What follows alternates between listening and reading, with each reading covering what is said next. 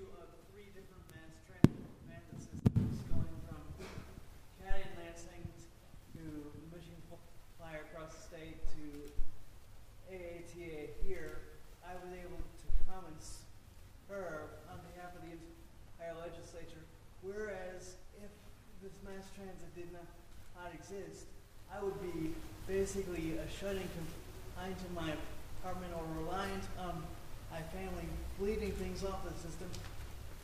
Flip side is, I am working for the system, I am making money, I tutor, I contribute, so you're multiplying economic impact for an additional cost, but you're multiplying that benefit later, and you're also increasing efficiency because it is a larger vehicle that's doing more than several people at once.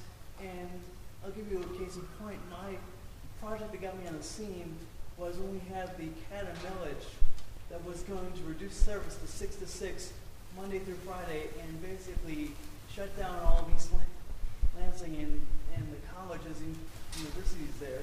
And people all of a sudden realized, hey, we got this great bus system when we had $4 gas, but wait a second, it's going away. So you do your best to get the actual people out there, whether they be students, disabled, elderly, people that just don't want to drive, people don't have time to drive, and you get them to explain, and you get them working, and then you show the benefits of them working versus them having to be reliant on other systems that just spend the state's money and get nothing in return. That's how you do it, and I'd love to talk about it later, any of you. And John, thank you for picking it up. I couldn't agree with you more. I couldn't say it better than you said it. I would just say that vis-a-vis the transit resources that we have in Southeast Michigan, you're a little too kind, in my opinion, in the sense that, yes, you managed to get here from Lansing. I didn't say easily. Exactly. It took 12 calls. It's and web searches, it should take one. There are not very many people who would be willing to do that. So hats off to you for doing that. But shame on Southeast Michigan, shame on us for not taking care of regionally interconnected transit.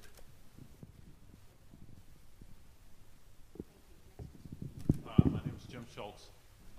Since I think Congress eventually is going to get into talking about reauthorization and replacing maybe the gas tax with road user fees and that kind of thing, some have suggested that we need to have a new federal vision before we get into that discussion, and some have said the only vision we've had in the last 50 years was to build the interstate highway system.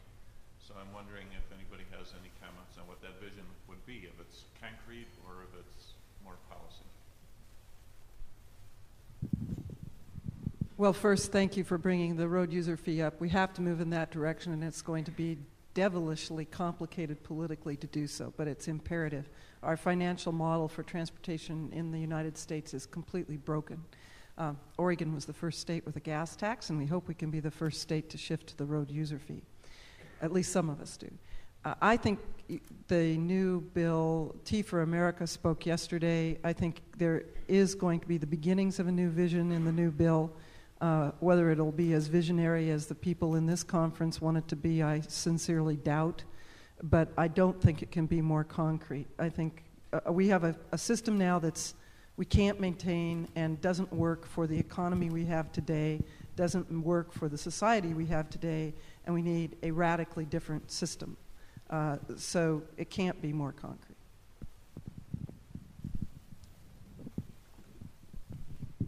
Due to the great research that's been done to capture where we are in our society and with our transportation system, it does enable us to be able to present a clear message to Congress as to what the issues are. And in stating that, I cannot state what the federal policy will be. There is as we've talked about short-term and long-term policy, there is a cascade of policies that are made, and Congress actually sets that policy at a very high level that the federal administrations then try to implement. However, we do provide them technical assistance in trying to help formulate that.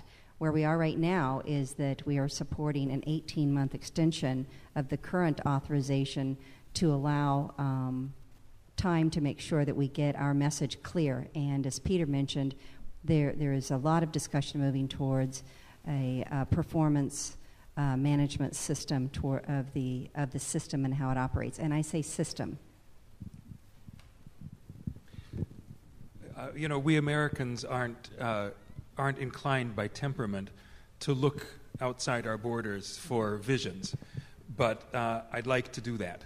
We have a panelist from Europe, and I'd like to talk about the cities of Europe, notably the cities of Northern Europe, who first of all are wealthy, like the United States is wealthy, emit half the carbon per capita of the Americans, have a wonderful range of transportation choices.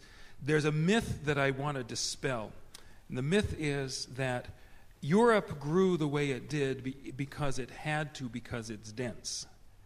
America grew the way it did because we had room to sprawl. That is simply inaccurate. The densest country in Europe is the Netherlands. The densest state in the United States is New Jersey. The Netherlands and New Jersey are about the same density. The Netherlands is a worldwide symbol of smart growth. New Jersey is a U.S. symbol of sprawl. Florida is denser than France. California is denser than Spain. Our policies are what drove us to our current state. It's not the destiny of geography, and we can change those policies. Well, as an anthropologist, sometime I'll talk about the functions of myths, but right now I want to make a comment or two about visions. Professors are not very good at coming up with visions, but what we are good at is asking questions. Or a couple of questions I would want to ask or standards maybe, or hallmarks of a vision. First of all, I would urge focus on people rather than hardware or stuff. If your vision involves pouring concrete, you're going to be stuck with it for the next 50 years. Whereas if your vision focuses on people, people are much more adaptable than concrete.